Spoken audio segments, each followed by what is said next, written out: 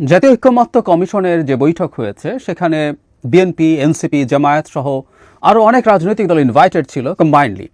আমরা খেয়াল করেছি এই ঐক্যমত্য কমিশনের প্রথম যখন বৈঠক শুরু হয়েছিল সেখানে এই কমিশনের প্রধান ডক্টর ইউনূস স্বয়ং তিনি সহ অন্য সদস্যরা ছিলেন। দ্বিতীয় পর্যায়ের শুরুতে তিনি আবার সবাইকে ডেকেছিলেন। এখানে নানান দল নানান কথাবার্তা বলেছে, কিন্তু একটা খবর সব কিছু ছাপিয়ে সামাজিক মাধ্যমে আলোচনার বিষয়ে পরিণত হয়েছে। সেটা হলো জনাব নাহিদ ইসলামের সাথে বিএনপি নেতা জনাব সালাউদ্দিন আহমেদের এক ধরনের বিতণ্ডা হয়েছে। আমি এটাকে নিয়ে একটু আলাদাভাবে এবং গুরুত্ব দিয়ে আলোচনা করতে চাই, কারণ জনাব নাহিদ ইসলাম যে বক্তব্য সবার সামনে দিয়েছেন বলে এখানে দেখা যাচ্ছে, এবং অবশ্যই এখানে প্রধান উপদেষ্টা নিজে উপস্থিত ছিলেন, তার সামনে এই বাকবিতণ্ডা হয়েছে। সেখানে যে অভিযোগটা করা হয় নির্বাচন চাওয়া নিয়ে, এটা নিয়ে আসলে সামনের বাংলাদেশে খুবই গুরুত্বপূর্ণ আলোচনা হওয়া দরকার। কারণ যেই নির্বাচন চাক না কেন তাকে ভারতের দালাল ট্যাগ দেয়া হয়। আমি নিজে যেহেতু আর্লি ইলেকশনের কথা বলি, তাই ভারতের দালাল, শুধু ভারতের দালাল কেন হবে? ইনফ্যাক্ট নির্বাচন চাওয়া মানে ভারতের দালাল, বিএনপির দালাল, নির্বাচন চাওয়া মানে আওয়ামী লীগের দালাল, আওয়ামী লীগ আর্লি ইলেকশন চায়, সেনা প্রধানের দালাল, যে কোনো দালাল বলে দেওয়া যায়।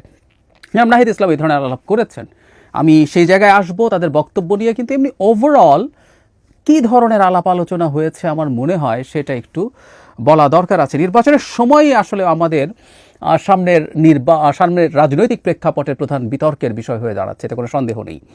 আমি জনাব সালাউদ্দিন আহমেদের বক্তব্য শুনেছি, সেখানে তিনি খুব দৃঢ়ভাবে, কঠোরভাবে, খুবই সোবার ভঙ্গিতে, কিন্তু তার ভাষার শব্দ চয়ন খুবই কঠোর ছিল। সেখানে তিনি জানিয়েছেন যে কোনো কারণ নেই যে ডিসেম্বরের পর নির্বাচন যেতে হবে। সংস্কারের আলাপ তিনি এনেছেন।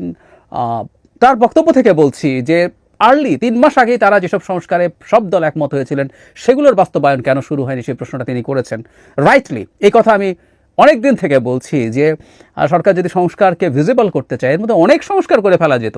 এখনও দ্বিতীয় পর্যায়ে আসলে ডিবেট হবে বা মতদ্বৈততার জায়গা মূলত সাংবিধানিক যেসব ইস্যু আছে সেগুলো নিয়ে। এগুলো কেন করা হয়নি সেই প্রশ্ন তিনি তুলেছেন। তিনি কোনো রকম কোনো যুক্তি আছে বলে মনে করেন না বলছেন।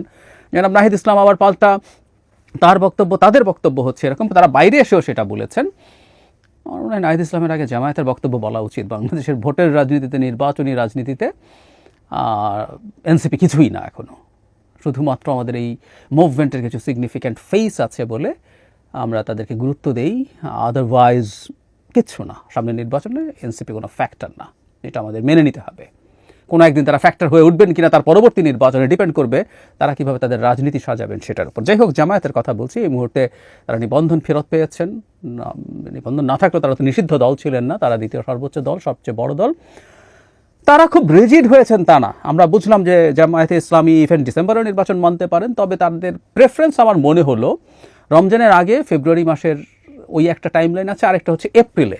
আমি আগে একদিন বলেছিলাম এটা এরকম হতে পারে যে রমজানের আগে তাফসিল ঘোষণা করা হলো, রমজানের মধ্যে অফিসিয়াল কাজগুলো, মনোনয়নপত্র জমা দেওয়া, যাচাই বাছাই, এটা উইথড্রয়ালের শেষ সময়, এগুলো এরপর রমজান মানে ঈদের পর 2 সপ্তাহ ক্যাম্পেইনের টাইম দিয়ে নির্বাচন মিড অফ এপ্রিলের মধ্যে, এটাই শেষ সময়। কারণ তারাও বলছেন, আমিও মনে করি যে মে জুন আসলে নির্বাচনের জন্য কোনো রকম কোনো ভালো কিছু হতে পারে না। কিন্তু যেটা জরুরি মানে ডিসেম্বরে নির্বাচন হওয়া যাবে না এই টাইপের আলাপ জামায়াতের দিক থেকে নেই।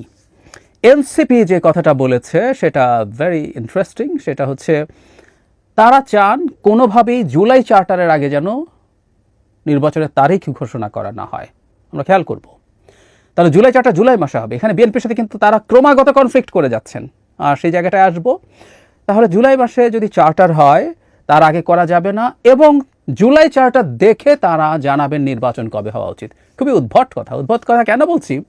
জুলাই চার্টার হওয়ার পর যা যা কাজ করা দরকার আছে সেগুলো আসলে সরকার করবে, সরকার নিজে বুঝবে যে কত সময় তার লাগতে পারে।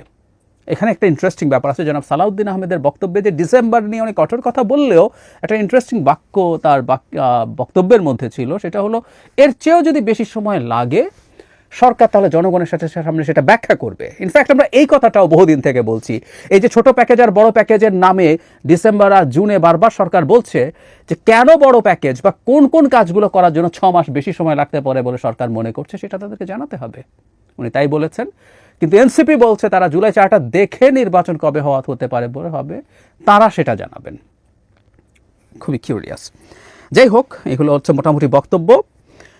বিতণ্ডার প্রশ্নে আসি এবং সেখানেই আসলে সেই মূল আলোচনাটা যেটা আমরা অনেক করছি। সালাউদ্দিন আহমেদ, আমি একটা RTV নিউজ পোর্টাল থেকে পড়ছি, বিএনপি নির্বাচন অনুষ্ঠিত করার বিষয়ে 31 ডিসেম্বরের একদিন পরও সময় দিতে রাজি নয়। বলা হচ্ছে এরকম বক্তব্যের পরিপ্রেক্ষিতে নাহিদ ইসলাম বলেন, কিছু দল ভারতের কথার সঙ্গে সুর মিলিয়ে ডিসেম্বরে নির্বাচন চায়। তাদের বক্তব্যের সঙ্গে ভারতের বক্তব্যের পার্থক্য নেই, তারা ভারতের সুরেই নির্বাচনের কথা বলছে। সঙ্গে সঙ্গে কথা ক্রুদ্ধ প্রতিক্রিয়া জানিয়ে স্থায়ী কমিটির সদস্য বলেন, এখানে এরকম ব্যাপার হয়েছে, ডিসেম্বরে নির্বাচন চাইলে যদি ভারতের সুরে কথা বলা হয় তাহলে যারা নির্বাচন পেছাতে চায় তারা নিশ্চয়ই যুক্তরাষ্ট্র কিংবা চীনের সুরে কথা বলছে। তারপর একটু বাকবিতণ্ডা শুরু হলে উপস্থিত রাজনৈতিক নেতারা তাদেরকে নিবৃত্ত করেন বলে এখানে নিউজে বলা হচ্ছে। জনাব সালাউদ্দিন আহমেদ যে জবাব দিয়েছেন, মানে ও চায় সে চায় বলেই সেটা খারাপ, আমরা আসলে এই একই আলাপ আসলে তখন শুনেছি। মানে জনাব নাহিদ ইসলামরা তো আসলে মানে শেষ মুহূর্তে এসে তারা খুবই প্রমিনেন্ট হয়ে উঠেছেন। এর আগের সময়গুলোতে জনাব নাহিদ ইসলাম অবশ্য বিভিন্ন সময় মাঠে ছিলেন আমরা জানি, কিন্তু এই যে এনসিপির অনেকেই আসলে ঠিক সেই অর্থে শেখ হাসিনার বিরুদ্ধে মাঠে ছিলেন না। যখন শেখ হাসিনার বিরুদ্ধে আমরা ফাইট করছিলাম তখন ঠিক একই কথাগুলো হতো। আমেরিকা যখন নির্বাচন বলছে, আমেরিকা যখন সুষ্ঠু নির্বাচনের কথা বলছে, আমেরিকা যা যা বলছে, আওয়ামী লীগের দিক থেকে বলার চেষ্টা করা হয়েছিল, দেখো আমেরিকা কিন্তু সাম্রাজ্যবাদীর দেশ, আমেরিকা দেখো গাজায় কি করতেছে, ইত্যাদি ইত্যাদি, ও কত খারাপ, সুতরাং আমেরিকা যে কথাটা বলছে এটা ভালো কথা না। ঠিক এই জিনিসটা শুনেছি, এখনও একই রকম ট্যাগিং। এটা ফ্যাক্ট যে আমেরিকা আর ভারত একই না। বাংলাদেশের গণতন্ত্র পুরো ধ্বংস হয়ে যাওয়ায়, এই স্টেটটা পুরো শেষ হয়ে যাওয়ার পেছনে ভারতের একচ্ছত্র প্রভাব আছে, যার সাথে আর কোনো রাষ্ট্রের তুলনা নেই। তবে চায়নাও পরবর্তীতে, বিশেষ করে 18 সালের আগে থেকে শুরু করে পরবর্তীতে সরকারের সাথে এই ধ্বংসযজ্ঞে হাত লাগিয়েছে, সেটা আরেক আলোচনা। সো ভারত আমাদের এখানে খুবই, মানে মানুষ ভারতের প্রতি কোনো সমালোচনা, ভারতের প্রতি ক্ষোভ না, ভারতের প্রতি মানুষের ঘৃণা আছে, এবং সেটা যৌক্তিক কারণেই। এবং সর্বশেষ শেখ হাসিনা সেখানে পালিয়ে যাওয়া, পালিয়ে থাকা, তার সাঙ্গপাঙ্গ শত শত হাজার হাজার সাঙ্গপাঙ্গ পালিয়ে যাবে, এবং সেখানে বসে বসে শেখ হাসিনা বাংলাদেশের সরকার, আমাদের মুভমেন্টের সমন্বয়ক এবং জনগণের বিরুদ্ধে যে বিভৎস মিথ্যাচার এবং নোংরা কথা বলে বেড়াচ্ছেন, ভারতের প্রতি আমাদের ক্ষোভ আছে।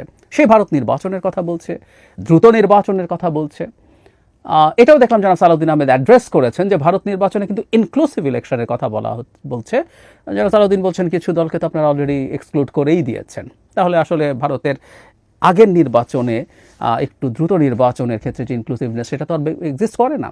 তাহলে এখন প্রশ্নটা হচ্ছে, আমি এই প্রশ্নটা আসলে এটাই আলোচনা করতে চেয়েছিলাম, আমরা যারা মনে করি, আমি এখন মনে করি নির্বাচন ডিসেম্বরে পরে যাওয়া উচিত না।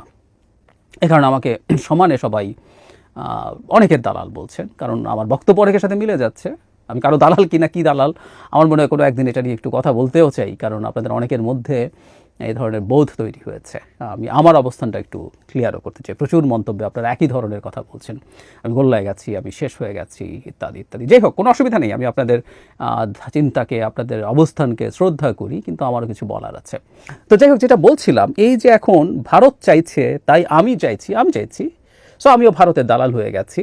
মানে আগে একদিন বলেছিলাম ইটস ফান, আমি ভারতের দালাল, কিন্তু আমার ইউটিউব চ্যানেল, আরও কয়েকজন অ্যাক্টিভিস্টের সাথে, আরও কয়েকটা বাংলাদেশি টিভি চ্যানেলের সাথে আমারটাও ভারতের অফিসিয়াল নির্দেশে ভারতে প্রদর্শন বন্ধ হয়েছে। তো এটাই হলো ফার্স। যাই হোক, তো ভারত দালাল বলা যায়। বিএনপি চাইছে, যেহেতু যেরকম নাহিদ ইসলাম সরাসরি বিএনপিকে অ্যাকিউজ করছেন যে তার কণ্ঠে ভারতের প্রেসক্রিপশন শোনা যায়।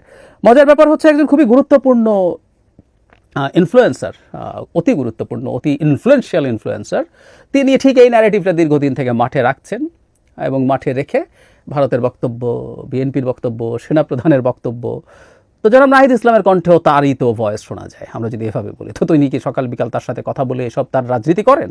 এমনকি তাদের যে স্লোগান তারা শেষে দেন, সে স্লোগানও ওখান থেকে আসা। তাহলে কি আমরা বলবো ওনার দল করেন তারা, উনি ওনাদের দলের প্রধান কনসালটেন্ট? নানান রকম প্রশ্ন আসতে পারে, আমরা এগুলো রাদার না করি। ব্যাপার হচ্ছে, বাংলাদেশের রাজনীতিতে এখন নির্বাচনটা আমি যে কারণে চাই, বিএনপি তার কারণে চায়, ভারত তার কারণে চায়, এক একজনের এক এক রকম ইন্টারেস্ট, সেটা সামহাউ অ্যালাইন করছে। এই অ্যালাইন করার জন্যই আমরা একটা মানুষকে এভাবে ট্যাগ করে দিচ্ছি। That's a major problem. আমরা যদি এখন পাল্টা বলি, এই মুহূর্তে ভারত এটা চাইছে বলে এটার উল্টোটাই সঠিক, কেউ কেউ বলার চেষ্টা করছেন যে ভারত যা করবে তার উল্টোটাই সঠিক। মোটা দাগে এটা সবসময় ভুলও না, কিন্তু এটা যে সব ক্ষেত্রে একই হয়ে যাবে, তাহলে কি সেটা হতে পারে? হয়।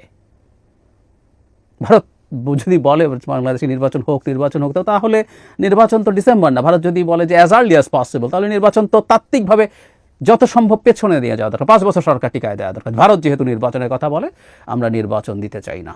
এবং এটা খুব তৃতীয় শ্রেণীর একটা ইমোশন নিয়ে খেলা।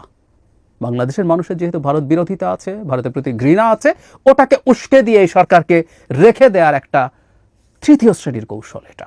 এই কৌশলে জনাব নাহিদেরও প্রবেশ করা হয়েছে। আমি আবারও বলি, জনাব নাহিদ ডিসেম্বরে নির্বাচন নাই চাইতে পারেন। বহুদিন বলেছি তার নতুন দল, তিনি যদি মনে করেন তিনি যদি আরও 6 মাস সময় পান তার জন্য ভালো হবে, তার জন্য ভালো হবে কিনা এই ডিবেট আছে, তারপরে ধরে নিলাম ভালো হবে, তিনি তার মতো করে সে আলাপ করতে পারেন।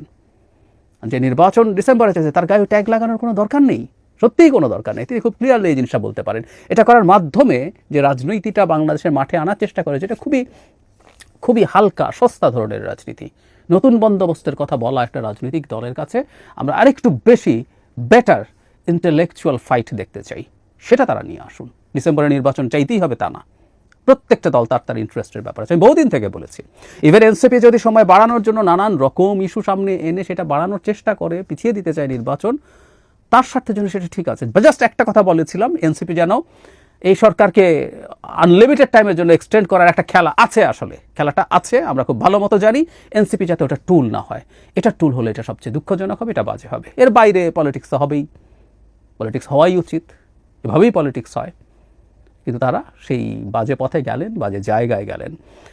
বিএনপি ক্ষমতায় যেতে চায়, বিএনপি বুর্জোয়া দল, বহু বছর ক্ষমতায় যায় নাই, সে নির্বাচন দিলেই সে ক্ষমতায় যাবে বলে মনে করছে, এবং এটা অনেক ক্ষেত্রেই সত্য, সে মনে করছে। আমি আমার জায়গা থেকে দেখছি এই সরকার এমন সব মানুষের ফাঁদে পড়েছে, এবং এই সরকারের ভেতরে এমন সব মানুষের ইনফ্লুয়েন্স আছে যারা বাংলাদেশের স্থিতিশীলতা ধ্বংস করে ফেলবে। সুতরাং এই সরকার ইভেন দেশও চালাতে পারছে না, কোনো ক্ষেত্রেই সফল না। অনেকে দেখাবেন যে এখানে এটা হয়েছে, কিছু কিছু জায়গায় সাফল্য নেই তা না, কিন্তু মেজর কতগুলো জিনিসে তাদের কোনো রকম কোনো সাফল্য আমি দেখি না। আমি এটা নিয়ে কথাবার্তা বলেছি। আর কিছু সাফল্য থাকলেও এই ধরনের সরকার লম্বা সময় থাকলে ঝুঁকি তৈরি হয়, সেটা আমি মনে করি, সেটা আমার জায়গা থেকে। ভারত কেন মনে করে, এটা তারা মোটামুটি কম বেশি বলেছে, তারা মনে করে যে তারা এইরকম একটা সরকারের অনেকগুলো পাওয়ার সেন্টার্স আছে, তারা কার সাথে ডিল করবে বুঝতে পারছেন। এটা আমি ভারতের দিক থেকে বলছি। কিন্তু আমার কাছে ব্যক্তিগতভাবে যেটা মনে হয়, ডক্টর ইউনূসের সরকার যেহেতু ইমিডিয়েটলি আফটার শেখ হাসিনা এসছে, সেই কারণে মেজর সংকট তৈরি হয়ে গেছে। এই সম্পর্কে সম্ভবত রেকনসিলিয়েশন সম্ভব না বলে তারা মনে করছে, তাই নতুন সরকার আসলে তারা নতুন করে একটা চেষ্টা করতে পারবে। পারহ্যাপস তারা সেই জায়গা থেকে ভেবছে হোয়াট এভার ইট ইজ, 6 মাসের মধ্যেও যদি হয়, কী ক্ষতি হয়ে যাবে ভারতের, বা আমি জানি না যে 6 মাস পরে হলে সেটা এমন হয়ে যাবে যে আর ভারতের কথা শোনা হলো না, মনে করি না। সুতরাং এই আলাপগুলো বন্ধ থাকা দরকার। প্রত্যেকের জায়গাগুলো ব্যাখ্যা করি, প্রত্যেকের মতো করে ডিবেট করি, আমরা যাতে একে অপরকে স্টিগমাটাইজ করার চেষ্টা না করি, এটা সবচেয়ে ভালো হবে। এই রাজনীতি এক ধরনের মেঠো জায়গায় হয়তো সম্ভব, প্রধান উপদেষ্টার সামনে এই ধরনের মেঠো রাজনীতি, মেঠো বক্তব্য নিয়ে না আসাই এনসিপির মতো দলের জন্য যে কোনো বিবেচনায় ভালো।